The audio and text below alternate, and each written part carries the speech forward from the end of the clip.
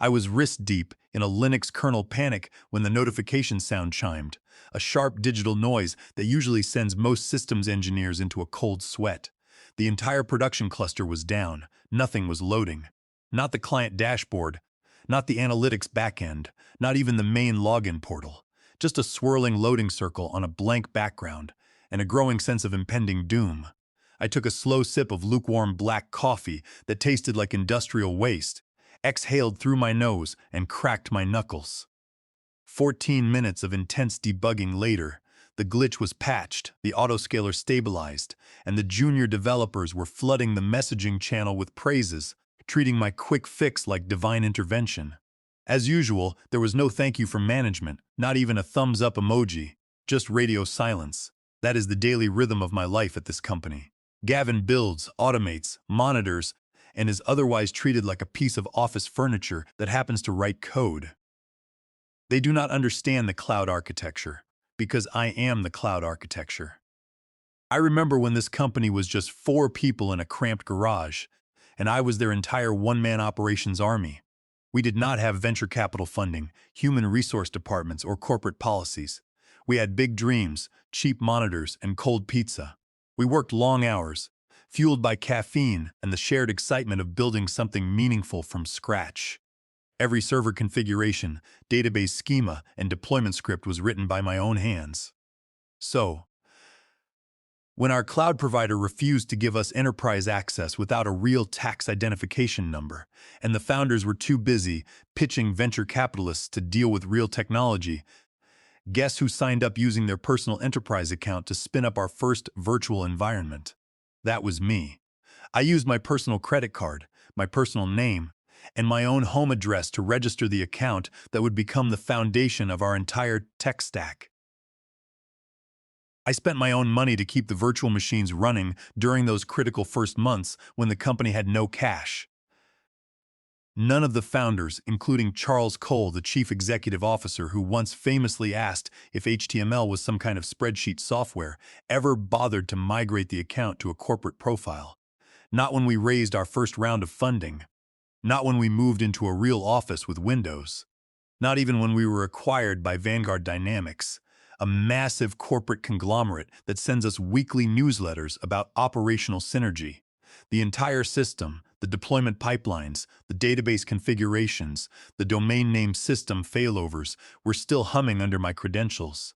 They all just assumed the cloud environment belonged to the company because I belonged to the company. These days, I am the invisible gear in the machine. I do not speak much in meetings unless someone proposes something dangerous, like migrating our entire infrastructure over a single weekend. I know where every digital bone is buried. I have patched more zero-day vulnerabilities than I care to remember. The junior staff treat me like a legend, a systems administrator who only appears in the server logs and leaves behind clean code. I was fine with that arrangement. There is a quiet satisfaction in knowing that without my intervention, this entire company would collapse. I did not need a spotlight. Just give me root access, a reliable virtual private network, and leave my shell scripts alone. Then came Oliver Henderson. I did not pay much attention to him at first. He was just another middle management import from Vanguard Dynamics, wearing salmon-colored button-up shirts and speaking in corporate buzzwords. Oliver was the kind of manager who scheduled meetings to talk about scheduling other meetings. He did not ask what my daily responsibilities were or try to understand the tech stack. He just assumed I was another line on his organizational chart. During our first team meeting, I watched him write on a whiteboard behind him. Optimize efficiency, reduce legacy risk, and align assets. I had already aligned the assets, keeping them safe in my own cloud storage. The only warning sign came during a workflow alignment meeting when Oliver casually asked if I had a complete inventory of our cloud infrastructure in a simplified format. I gave him a vague response, telling him I would look into it. There was no way I was going to hand him the keys to the kingdom.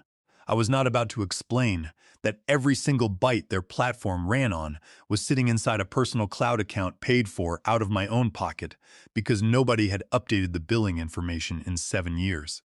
But I figured, what could go wrong?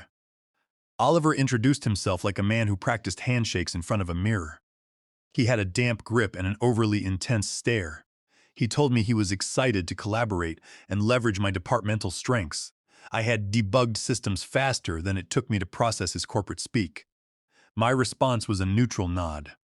He had no technical background, but he spoke like a poorly trained artificial intelligence model.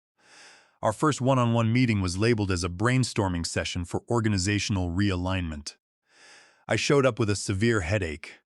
Oliver sat there, scrolling through a spreadsheet he clearly did not comprehend. He asked if I could give him a high-level overview of my weekly value outputs. I stared at him, wondering if he expected me to summarize 7 years of undocumented infrastructure maintenance in a single sentence. I told him I kept the servers online. He smiled, thinking it was a simple task. From that moment on, I knew I was in trouble. He did not ask about our system vulnerabilities or what upgrades were overdue.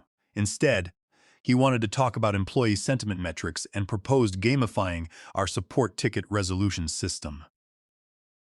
The man wanted to give us digital badges for fixing servers. I tried to ignore him and go back to my deployment scripts, but then the messages started. Constant pings on our team chat. Oliver kept asking for a simplified list of asset dependencies. I knew that if I sent him that list, it would reveal the truth. It would show that all the virtual machines, subnets, and databases were tied directly to my personal cloud account. I told him it would take time to consolidate the data. He sent me a thumbs-up icon. I went back to maintaining the servers, wondering how long this charade could last. Looking back, I realized that I had spent years enabling their ignorance. By quietly resolving every database deadlock, hot-swapping failing drives in the middle of the night, and optimizing memory leaks before they could impact the users, I had created an environment where the founders believed systems ran on hope rather than meticulous labor. They treated my silence as a given, a default state of the machine. They never questioned how the codebase survived major traffic spikes, or how the APIs remained responsive when our third-party integrations went down. They simply assumed that technology was self-sustaining, and that my salary was a cost to be minimized.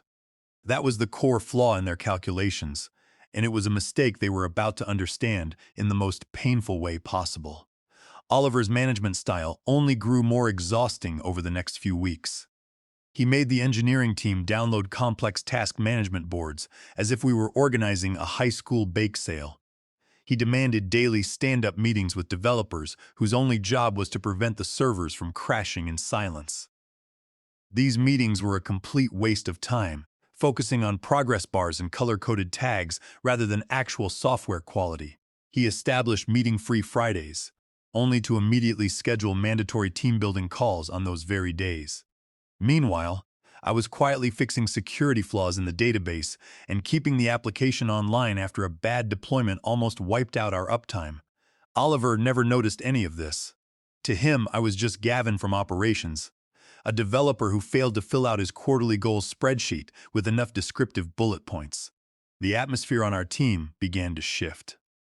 Engineers who used to ask me questions directly now started looping in Oliver first. They did not respect him, but they were afraid of his corporate influence and his close relationship with the executives at Vanguard Dynamics. He started classifying people as low performers based on how many task tickets they closed, completely ignoring the complexity of the problems they were solving. Then came the meeting invitation that broke my patience. It was labeled for Infrastructure Control Review, with a description focusing on auditing system assets. Oliver was digging. He did not know what he was looking for, but he knew there was something beneath the surface. If he ever discovered that the company's entire platform was running on my personal cloud account, he would probably call the legal department or worse, attempt to migrate the systems himself and crash everything. I did not decline the invite, nor did I accept it. I sat at my desk and realized that a storm was coming. I had built this digital kingdom. Every database, every network rule, and every secret key was mine. Now, an executive with a slide deck was trying to claim ownership of the throne. Oliver had no idea what he was walking into. It was 2:13 in the morning, and I was looking at a software repository that had not been updated in years. One of our oldest login modules was being targeted by an exploit. I was 3 energy drinks deep, rewriting legacy code that was so fragile it felt like it would break if I typed too fast. The security gap was deep, a combination of SQL injection and path traversal that could allow anyone to download our entire customer database. While Oliver was asleep, I was holding the company's digital gates closed. I deployed the security patch at 3 in the morning and monitored the system logs. The exploit failed, there was no system downtime, and the platform was secure. I closed my laptop, feeling exhausted. My eyes were burning, and my brain felt like slow-moving syrup. I did not check my calendar before falling asleep. It turned out Oliver had scheduled a mandatory team-building session at 8 in the morning. He called it Coffee and Culture. He expected me to join a video call where developers guessed each other's favorite breakfast foods and played online games. Instead, I was fast asleep, dreaming of clean code and empty inboxes. When I finally woke up around noon, I found 22 unread messages, 4 missed calls, and a notification at the top of my inbox. The subject line read, "Access Revocation Notification." It was from Oliver Henderson to my personal email address. The message stated that due to my failure to attend the morning meeting and align with team goals, my system's access had been revoked immediately. It was signed with his title, Senior Workflow Strategist. There was no phone call, no discussion, and no acknowledgement of my 7 years of service, my 18 all-nighters, or the 4 major system outages I had prevented. There was no mention of the critical security patch I had written just a few hours prior. It was just a cold dismissal wrapped in corporate language.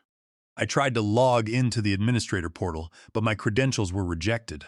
I tried the virtual private network, but the connection was refused. I checked my security keys, and they were all invalid. Every digital door I had built was locked. I sat there in silence. The anger did not come quickly. It was a slow, burning heat. I thought of all the midnights I had spent fixing their broken systems. I thought of all the useless meetings I had tolerated while Oliver lectured us on synergy. They had discarded me like an obsolete piece of hardware, and they had not even bothered to manage my offboarding properly. I read the email again. It told me to contact Human Resources, the same department that took 3 weeks to approve a replacement keyboard, but managed to process Oliver's lunch expenses in 24 hours. I could have sent an email begging for my job back, but that was not my style. They had revoked my company access, but they had not revoked my personal cloud account. The account that kept their entire platform online. The account tied to my personal credit card. They could lock me out of their corporate chat and take away my security badge, but the heart of their business was still beating under my name. I opened a private web browser and logged into my personal enterprise console. No corporate login was required. The dashboard loaded immediately. A single glance confirmed that everything was still there, active and under my control. Dozens of virtual servers, load balancers, database clusters, and network configurations spanning multiple regions. It was the digital skeleton of a company that did not realize it was already dead. I leaned back in my chair. A slow smile spread across my face. It was not a joyful expression, but rather the look of someone who realized their opponents had walked into a trap without even knowing it. The only sound in my room was the quiet hum of my personal server rack, a noise that had kept me company for years. As I stared at the personal console, the weight of the last 7 years seemed to lift. I remembered the endless nights spent staring at glowing monitors, the canceled weekend trips, and the relationships that had faded because I was always on call. I had traded my personal time and energy to build their dream, and in return, they had given me a cold email notification. They had not even called me into an office to discuss the matter. They had simply let a new manager with a title like strategist click a button and delete my profile. They had treated me like a line item on a budget spreadsheet, a risk to be managed out of the system. But they had failed to do the basic research. They had not checked who owned the ground their company was built on. The screen glowed with administrative privileges. Every system was healthy and responsive. My architecture, my design, was still ticking along. I saw rows of servers and terabytes of data, all linked to my credit card. The monitoring tools I had built and the server configurations were all mine. Part of me wanted to delete the entire system, to press a single button and watch their digital platform vanish.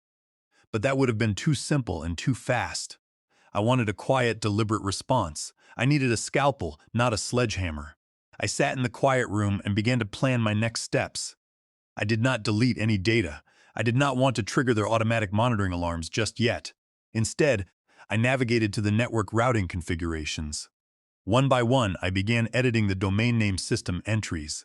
I redirected the public website, the internal management dashboards, and the login portals. It took me a few minutes to decide where to send the traffic. I opened a blank file in my editor and tried writing something clever, something that expressed my frustration. I thought about writing a message about how you should not fire the engineer who holds your systems together, but it felt too dramatic. In the end, I typed 3 simple words. Pay me. It was clean and direct. I uploaded it as a static page and set it as the destination for all redirected traffic. Then, I disabled the network tracking logs, removed the error outputs, and cleared the system metadata. There were no digital footprints left behind. Just a black screen with white text, waiting for anyone who tried to access the company's platform. I saved the changes. Across the city, Oliver was probably presenting his progress slides to the executive board, unaware that his screen was about to show a loading icon, followed by my simple message. I shut down my company-issued laptop, unplugged the network cable, and placed the machine in a drawer. I turned my phone to silent, preparing myself for the reaction. For a few hours, nothing happened. The silence was peaceful.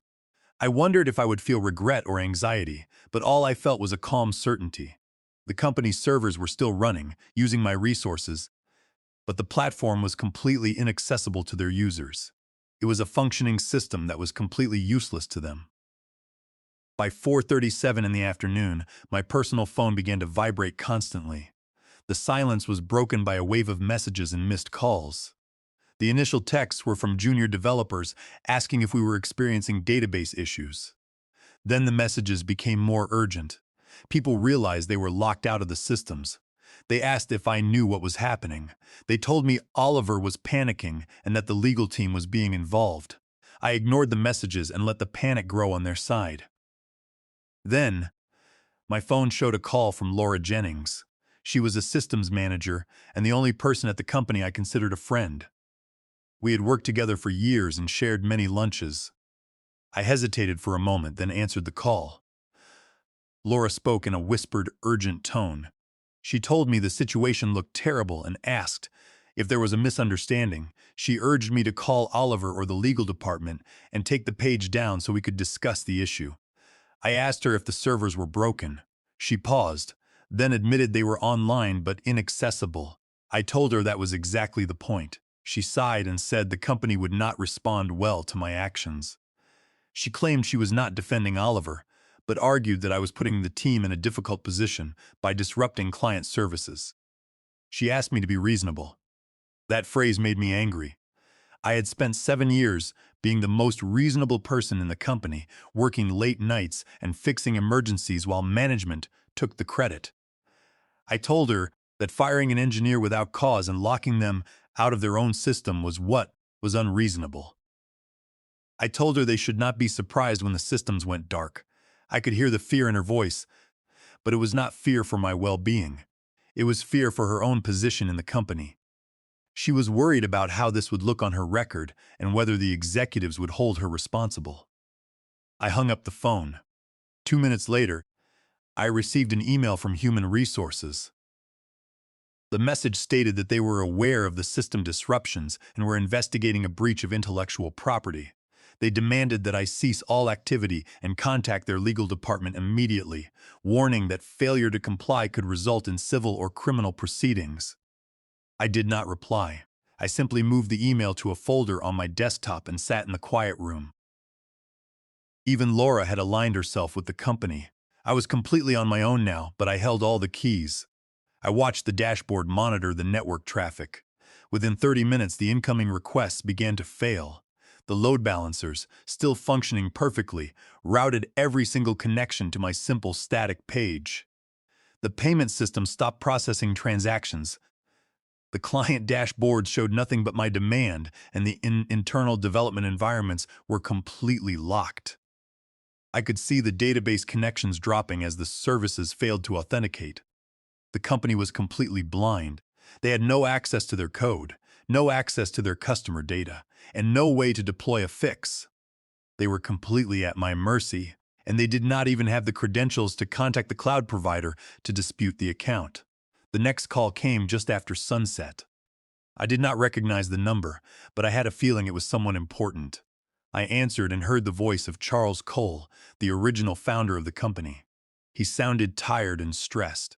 We had built the first version of the platform together years ago, sharing cheap coffee and working out of a small office. I had watched him transition from a technical founder into an executive who focused on board meetings. He told me he wanted to talk and resolve the situation. I remained silent, letting him speak. He claimed he did not know about Oliver's decision to revoke my access and said he had never approved it. He blamed the legal department and the new management team, arguing that they did not understand how the company operated. He pleaded with me to restore the access, mentioning that our clients were threatening to terminate their contracts. I told him my terms were on the screen. He admitted that the entire board of directors had seen the message and was holding emergency meetings. He tried to appeal to our history, arguing that we had built the company together and that this was not who I was. He said we were like family in the early days. I told him he was wrong. They had made a decision to discard me, and now they had to live with the consequences of that choice. Charles asked me what I wanted, acknowledging that I held the leverage. I told him he already knew my terms and ended the call. The next morning, I received an email from Executive Relations. They offered me a standard severance package, which included a one-time payment of $22,000 and a positive reference letter in exchange for transferring the cloud credentials to their information technology department. I laughed when I read the offer. $22,000 was a joke compared to the value of the infrastructure I had built and maintained for 7 years. I did not reply. 15 minutes later, another email arrived from their legal department. They warned that if I did not restore system access within 6 hours, they would file a lawsuit under federal laws regarding computer fraud and extortion. I was not intimidated by their legal threats. I opened my terminal and accessed a script I had written years ago when we were trying to manage storage costs. The script was called autopurge-bikepawcot.py. It was designed to automatically delete old disaster recovery files if they had not been accessed in 45 days. These files contain database backups, system configurations, and critical company documentation, all stored in my personal cloud account. I checked the system schedule. The next cleanup run was set to occur in 29 hours and 15 minutes. Over 120 terabytes of data had not been accessed by the company in 41 days. If the script ran, all of their historical backups would be permanently erased. I took a screenshot of the configuration file and sent it to Oliver and the legal department. I added a brief message explaining that they were looking at 120 terabytes of production backup data, and the automated cleanup script was active. I told them the clock was ticking. Shortly after sending the email, I received a message from Kevin Fletcher, a developer on the team. He told me that during the management meetings, Laura Jennings had told the legal team that I was unstable and probably had unauthorized access, using me as a scapegoat to protect her own position. That message removed any lingering hesitation I had. This was no longer about a severance package. It was about standing my ground against a company that had betrayed me. I had built their entire digital foundation, and they had treated me like a liability. Any agreement they claimed to have for using my personal cloud infrastructure was a revocable license, and I had officially revoked it. Because they had never paid consideration for the transfer of the account, any claim of ownership they made was void ab initio, null from the very beginning.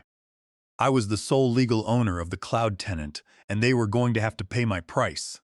They had 29 hours left, and I was not going to back down. I sat in the darkness of my study, watching the countdown timer tick away. Each second brought them closer to losing their entire backup history. The 120 terabytes of data contained not just past customer logs, but the original source code, the historical database snapshots, and the deployment configurations for every system we had ever built. If that data vanished, they would have to rebuild their platform from scratch. a task that would take months and cost millions. They were facing complete ruin, and all of it was because Oliver wanted to establish authority and Laura wanted to protect her career. They had chosen to play corporate games, but they were playing with real-world infrastructure that they did not understand. The online meeting invitation was sent with an urgent status. I joined the video call 2 minutes early. Charles Cole was present, looking exhausted. Next to him was the head of the legal department, wearing an expensive suit and looking serious. Oliver Henderson was also on the call, looking pale and nervous. He sat in silence, staring at the screen. Charles began the conversation, stating that they wanted to reach an agreement and restore the systems. The lawyer attempted to frame the discussion as a negotiation, claiming it was not an admission of liability by the company. I cut him off and shared my screen. I presented a detailed document outlining the valuation of the infrastructure services I had provided over the past 7 years. I listed the hours of undocumented maintenance, the security vulnerabilities I had patched, and the system uptime I had guaranteed. The total amount was $2,900,000. I told them that this amount must be wired to my account in full, without any conditions or installment plans. Additionally, I demanded that Oliver Henderson be terminated from the company immediately, with the written notice read aloud during the call. In addition, I demanded a formal, public apology from the board of directors to all staff members, acknowledging the wrongful revocation of my access and my contributions to the company's infrastructure, without any non-disclosure agreements. The lawyer looked at the countdown timer, showing less than 5 hours until the automated backup purge script would execute. Charles closed his eyes and instructed the finance team to process the wire transfer. The next 20 minutes were spent completing the financial paperwork. My phone buzzed with a notification confirming that a wire transfer of $2,900,000 had cleared and settled in my bank account. I checked my bank dashboard twice to verify the status, ensuring the transaction was complete and irreversible. Charles then read the termination notice for Oliver Henderson, confirming his immediate dismissal. Once the requirements were met, I logged into my personal cloud console. I initiated the process to transfer the infrastructure ownership to the company's new corporate keys, updated the security permissions, and removed my personal profile from the system. Within a few minutes, the transition was complete, and I no longer had access to their servers. I told them it was a pleasure doing business and ended the call. Before I shut down my computer, I sent one final email to the board of directors. I attached a 58-page document containing screenshots, chat logs, and system reports that documented every mistake Oliver and Laura had made during their management tenure, showing the board exactly how their leadership had exposed the company to this crisis. I closed my laptop. The room was quiet. I felt a sense of relief. The 7 years of late nights and unappreciated work were behind me. They had burned the bridge and I had simply collected the toll. I watched the video screen go dark as the call ended. I sat there for a long time listening to the silence of my room. The hum of my personal server rack was still there, but it felt different now. It was no longer the sound of a company's heart beating under my name. It was just a machine in my study.